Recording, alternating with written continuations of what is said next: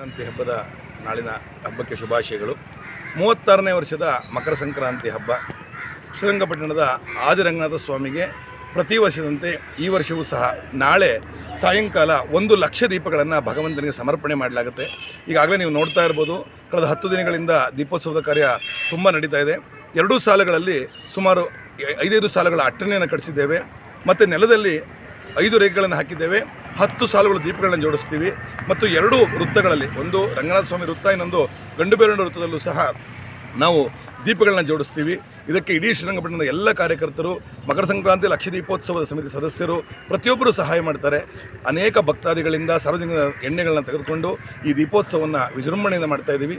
ಈ ವರ್ಷ ವಿಶೇಷವಾಗಿ 20,000 ಹೊಸ ಹಣತೆಗಳನ್ನು ಸಹಿತ ತಂದಿದ್ದೇವೆ.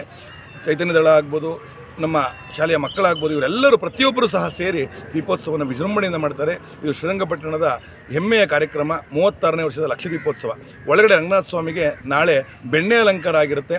ಸಾಯಂಕಾಲ 6:30ಕ್ಕೆ ಸರಿಯಾಗಿ ಗೋಧೂಳಿ ಲಗ್ನದಲ್ಲಿ ವೈಕುಂಠ ದ್ವಾರವನ್ನು ತೆಗೆಯುತ್ತೆ. ಇಂತಹ ಸಂಭ್ರಮದ ಸಮಯದಲ್ಲಿ ಸೂರ್ಯನು ತನ್ನ ಪಥವನ್ನು ದಕ್ಷಿಣಾಯನದಿಂದ ಉತ್ತರಾಯಣಕ್ಕೆ ಬದಲಾಯಿಸುವಂತಹ ಸಮಯದಲ್ಲಿ ಭಗವಂತನಿಗೆ 1,00,000 ದೀಪಗಳನ್ನು ಸಮರ್ಪಣೆ ಮಾಡುವಂತಹ ಕಾರ್ಯಕ್ರಮ ನಾಳೆ ಜರುಗಲಿದೆ. ದಯಮಾಡಿ ಎಲ್ಲರೂ ಬರಬೇಕು.